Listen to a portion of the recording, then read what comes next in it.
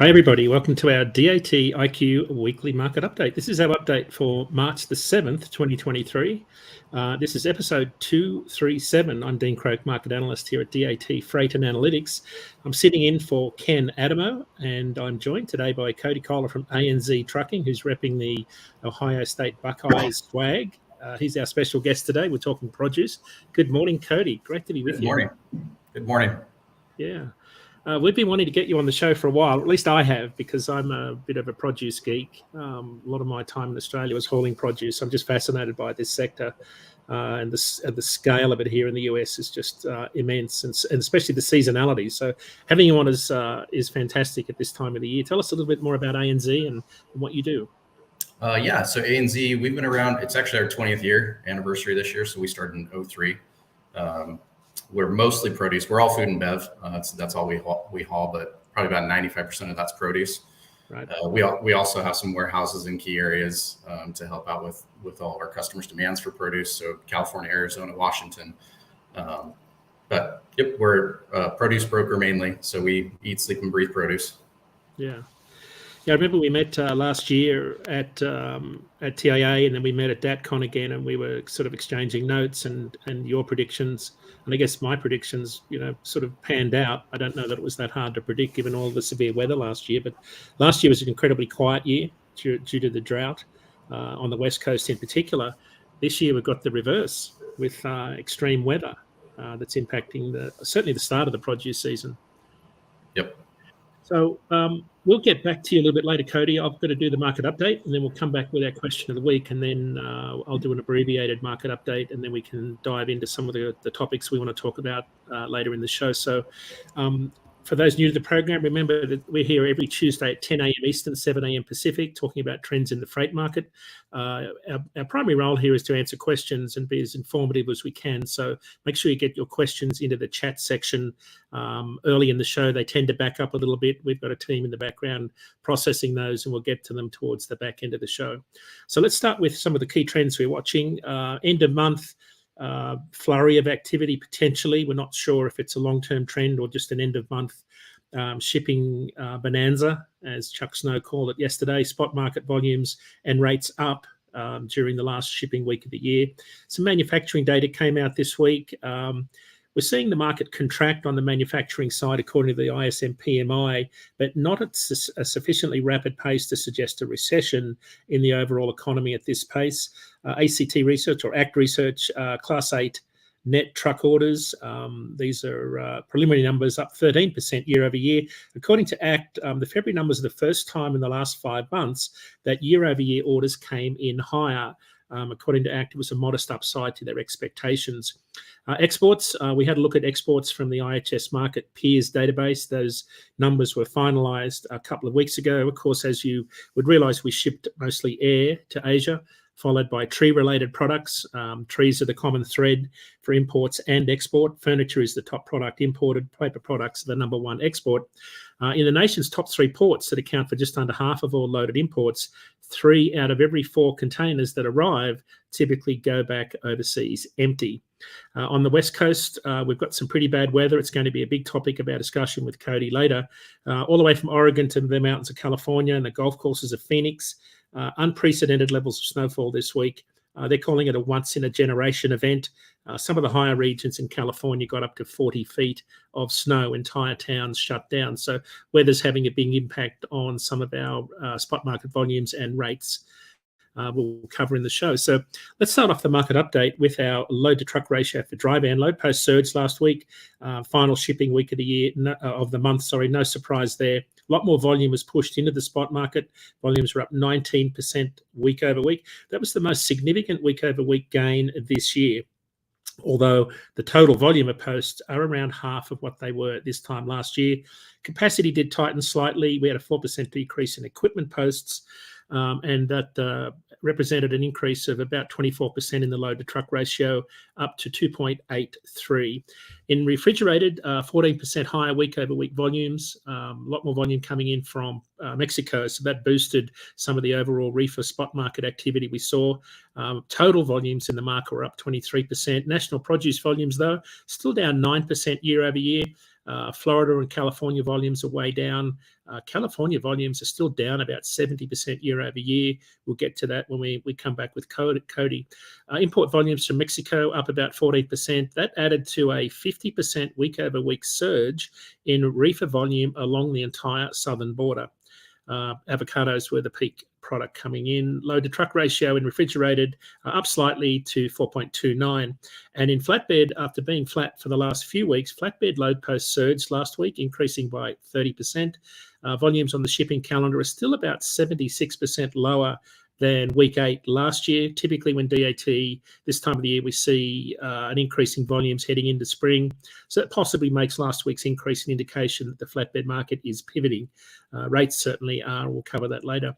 Equipment posts are still at their highest level in 7 years. Load to truck ratio up significantly from 12.6 to 17.11.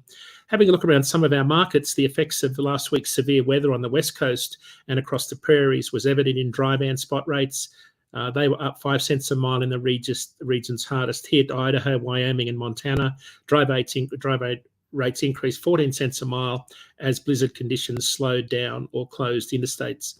In California, spot rates increased 5 cents a mile to a state outbound average of $1.91. Most of those gains came from Los Angeles and Ontario markets, where outbound rates were up 4 cents a mile to $1.68. On the long-haul intermodal lane from Los Angeles to Chicago, spot rates improved last week, up 4 cents a mile to $1.31 after recording the lowest rate in 12 months the prior week. One of the busier lanes in the spot market, Los Angeles to Stockton, rates up 9 cents a mile to $2.60, while loads east to Phoenix headed south. They recorded the lowest in 12 months at $2.14 a mile last week.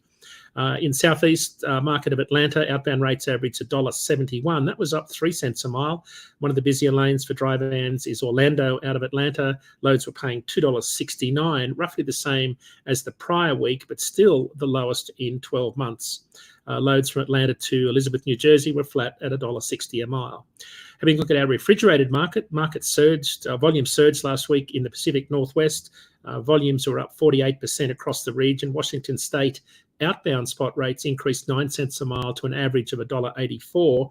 Most of the gains came from Oregon, where reefer spot rates jumped 15 cents a mile to $1.87.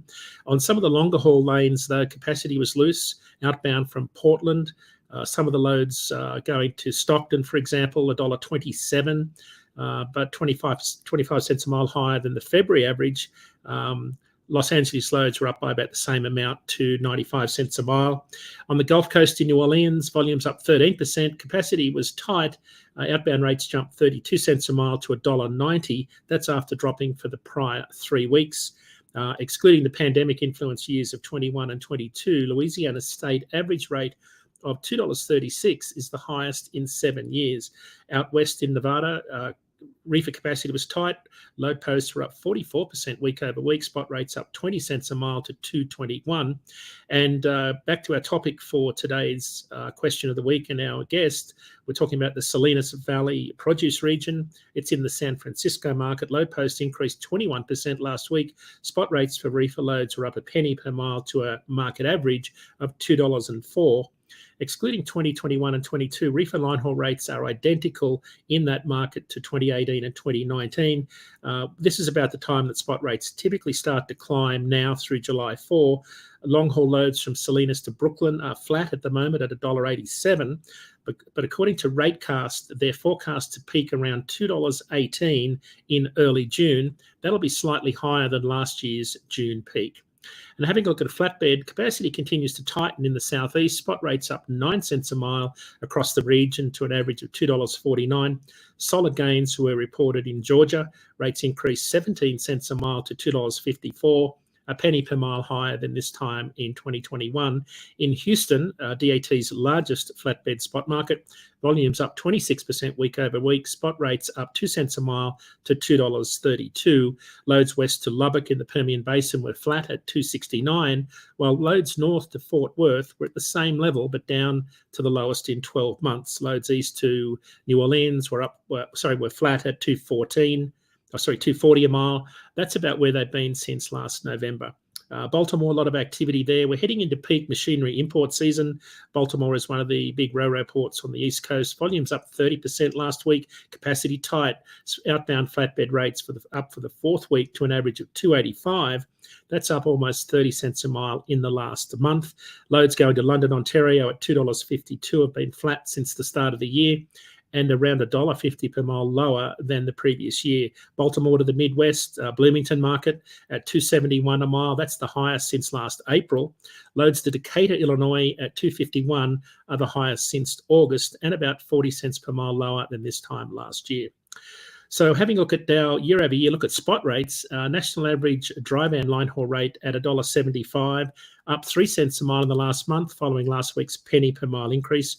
Remember, folks, these are line haul rates excluding fuel. So at $1.75, dry van rates are just under 90 cents a mile lower than this time last year, but are showing signs of bottoming out after 3 weeks of slight upward movement on the 7-day rolling average line haul rate. On our top 50 lanes, which averaged $1.98 per mile, they were about 23 cents a mile higher than the national average. In the refrigerated category, after plateauing for the prior 2 weeks, the national average refrigerated line haul rate increased to $2.05 last week, up penny per mile. Still about $1 per mile lower than this time last year. And in flatbed, rates have been steadily increasing for the last 5 weeks, following a 3 cent per mile increase last week. That's the largest weekly increase we've had this year in flatbed. National average flatbed line haul rates ended the week at just over $2.17. That represents an 8 cents per mile increase in the last month. Note that flatbed rates are still about 56 cents per mile lower than this time last year. And with that, it wraps up our market update for this week. Remember, if you'd like to find out more about what's happening in freight, our long-form version of this report will be published this evening. Just go to dat.com/market update. So let's have a look at our short-term forecast right now. So just to level set, this is our forecast that goes out 35 days. For those new to the show, the blue line is the rolling 7-day weighted moving average of historical rates for loads moved over 550 miles. So it excludes fuel over 550 miles, line haul only. Our flagship model Ratecast, which is in all of our products, is the green line. Red is the short-term model, and more heavily weights to some of the data seen more recently. And then you have the yellow and grey, which are blends of the two in varying degrees. This week we're seeing in dry van more model disagreement in the dry van as the market searches for the bottom. The short-term model in red and Ratecast in green are still trying to balance recent trends, which haven't been so good in terms of rate movement, with long-term seasonality. Seeing spot rates have been relatively flat for a few weeks now. I'm sticking with Ratecast, but note it's showing there's a little bit of room to decrease by around 5 cents per mile between now and when produce and spring shipping seasons kick in. Having a look at the refrigerated, very similar data plot. You can see the pessimistic short-term outlook. We're seeing much the same as in dry van, but rates flat through March. If you can follow that trend, still about a 5 cents per mile decrease ahead of produce season. And then lastly, with flatbed, we see typical seasonality impacts as we near spring and peak shipping season for commodities like steel and machinery, along with commercial construction activity. All four models are seeing a fairly bullish outlook for the flatbed sector, despite some of the headwinds being reported in the manufacturing sector this week, and of course the well-documented drop in the housing market. So with that, it's over to our question of the week, and to bring back our guests for the second half of the show. Cody, after years of drought in California, followed by almost too much rain, what's the outlook for produce season? It looks like we are probably going to be off to a slow start. The weather has definitely impacted everything. The cold has really impacted everything, especially the less hardy vegetables.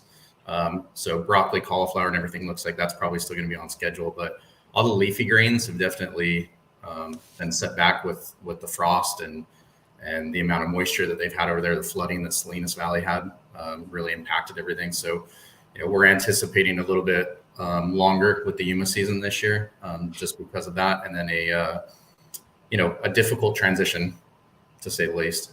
Right. So Cody, one of the You talked about Yuma, Arizona, and the transition. For the viewers that don't know, can you just describe what happens as the Salinas season winds down in fall and the Yuma season picks up in November through March? Because it's called the Winter Salad Bowl for a very good reason. About 90% of our leafy greens come from Yuma, Arizona over the course of the winter. But just talk about the logistics and that transition that goes on in the freight market. Sure. Yeah. So it's really cool for anybody who hasn't seen it. It's a little bit scary to see it the first time, but all the equipment moves down there all at the same time. And everyone, all the large growers kind of move within a week of each other. So you see large caravans of flatbeds with just crazy equipment that they're using to harvest.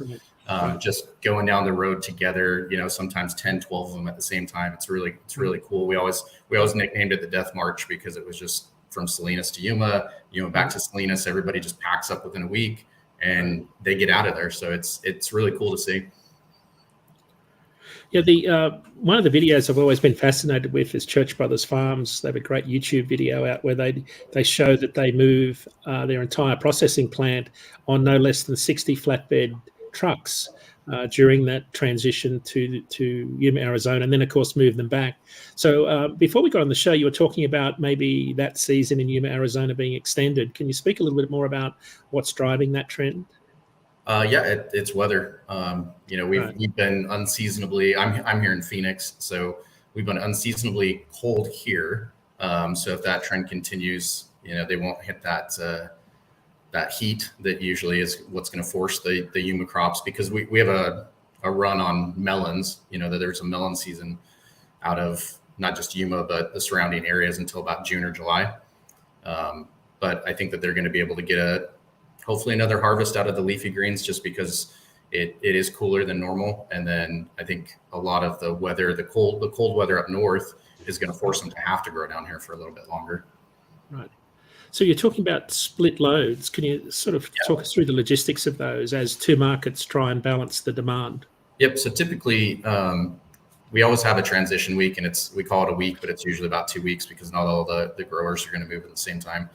And it's going to be anywhere between usually that second week of April to maybe the last week of April. And during that time, we're used to split loading. So you're going to have some of it loading up in Salinas, some of it loading down in Yuma, and then everywhere in between, right? A lot of LA, Fresno area stuff, depending on the commodities that you're moving. But this year we are anticipating a little bit more split loading and maybe a little bit longer of that period because of the weather issues that we've had. A lot more transfers as well. There's a lot of shippers that, if they have a little bit of crop left over in Yuma, they're going to be transferring it up to Salinas because it doesn't make sense logistically to do that split loading. But this year, with where capacity's at, we're definitely forecasting some interesting loading, some split loading for a few more weeks. So obviously utilizing 53-foot reefers to do all those split loads. So it's a lot of not empty miles, but a lot of miles part loaded, I guess. So correct. A lot more cost, adding a lot more cost into that final delivered product, say on the East Coast in particular. Yep. Yeah, absolutely. I mean, it does add quite a couple hundred miles, if you're going coast to coast. Right. So and obviously lead time as well. It impacts delivery time. So a lot more team loads, a lot more demand for teams, and it's going to be an interesting season. Demand, as you already touched on, demand, is pretty soft right now. Right. So that's kind of going to be the driving factor of, really how the season's going to shape up. Right. Yeah, we're looking for. People are spending less on goods and more on services. So, the upside is that a summer will bring a lot more volume for food products in general. Hopefully, fruit and veg gets a boost from that. So, we're talking about sort of this transition back to Yuma, Arizona, from Yuma back to Salinas.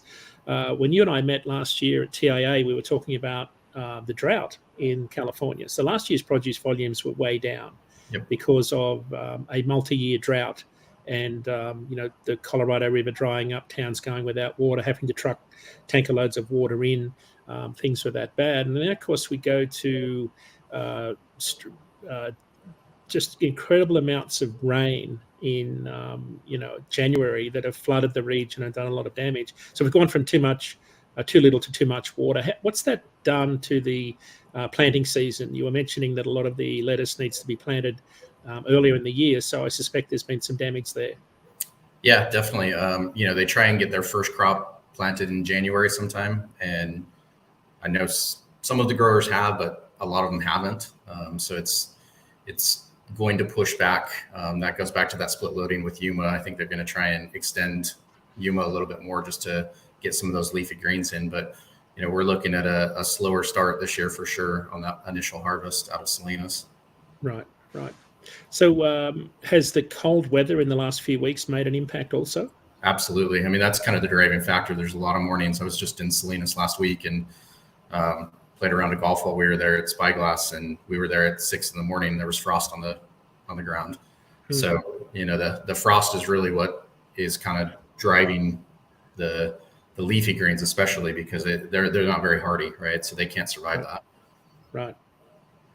So we've got a delayed produce season on the West Coast, Salinas. So for those that don't know, how important is Salinas to the overall leafy green market nationally?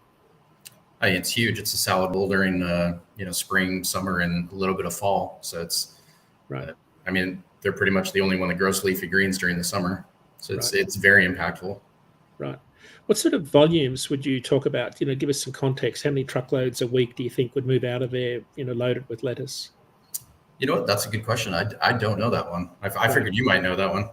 No, we don't. Yeah, I don't know. Our data doesn't say lettuce specifically. Gotcha.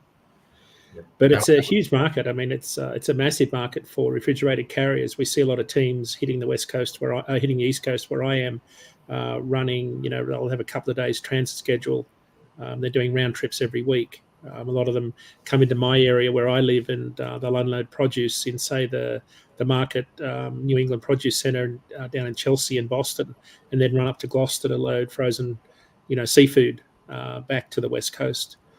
So it's a fairly weekly cadence these guys and girls are on. But the bigger concern, of course, is the overall West Coast capacity situation, right? So we've got, overall demand is down, volumes are down. A lot of the activity on the West Coast in the last couple of years has been driven by the surging imports, and that has disappeared. That has just sort of created, and there's certainly more trucks on the market than there are loads. So we're seeing sort of, we're trying to predict what the produce season is going to look like this year. We're still seeing excess capacity, although there is some, in some markets, there is some upward movement in spot rates. It really feels like from a rate perspective, the market has kind of bottomed out. But I don't know that if that's the case, given that you're already talking about a delay in the season. That's probably the last thing carriers need that are looking for some revenue to get off that West Coast with some decent paying loads. Yeah, typically we start to see rates start to creep up in March, and then April's when transition happens, and they start to really increase. We don't really know how it's going to shape up this year. Demand's going to be the main driving force behind that. The water should be good for the citrus crop over there, which is a little bit later in the year during the summer. Cherries as well. They have a run on cherries through typically about June, and then it switches up to the Pacific Northwest. Yeah. So all that excess water should be good for those crops. It's just been, that early planting season has been hit hard. So yeah. So we could see my instinct is we'll see a very good season with solid volumes, but it'll be delayed once farmers get some warmer weather. Yeah. Do you have a sense of how full the reservoirs are, like as a result of all the rain? The rain, actually, a lot of that ran off. So it did flood, but Salinas and Monterey is right next to the coast, so a lot of that did run off. What they're hopeful for, though, is all that snowpack, that just hit last week. So that could definitely help out. But Colorado River still, they're still rationing water. I keep reading that next year's going to be even worse for that. So right, can be interesting. Yeah.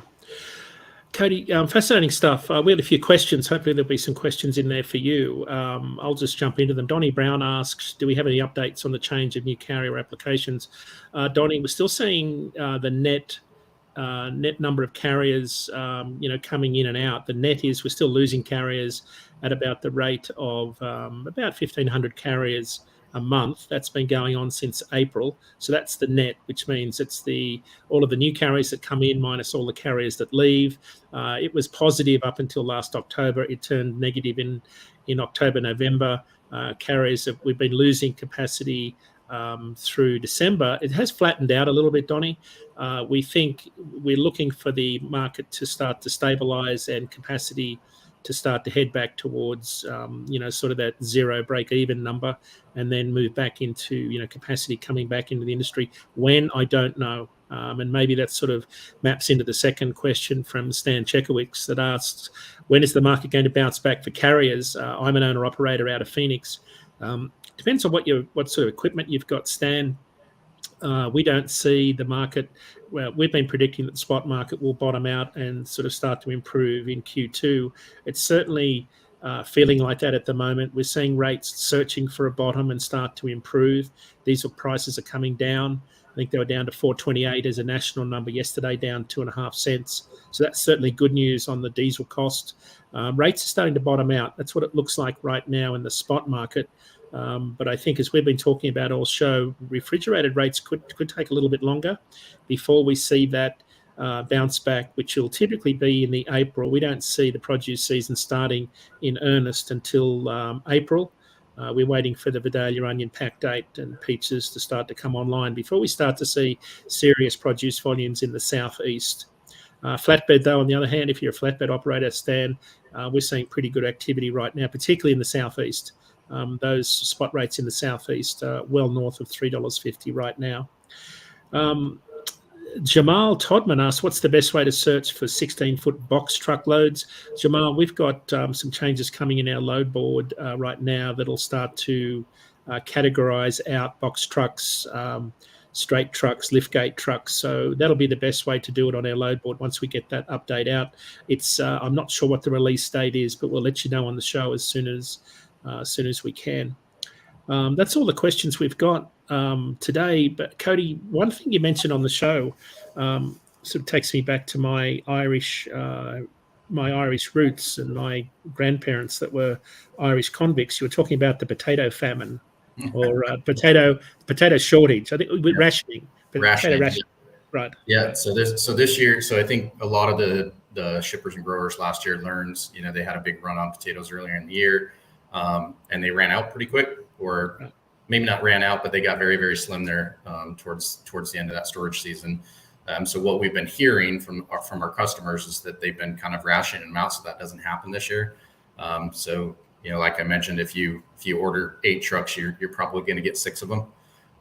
They're going to kind of cut that. So I think that has definitely helped. We run a lot of potatoes, and we have not seen the demand this year out of that Twin Falls area, the Idaho and Utah market, like we have in past years. And it's been an odd one. And I haven't got any information yet on the onion market, but I think onions start in Texas in less than a month as well. So, right. We didn't see a ton of onion volume moving out of Idaho and Utah either this year. So kind of weird. It's been a weird 18 months. Yeah, I think that's the same for a lot of commodities, right? A lot of weirdness in the market.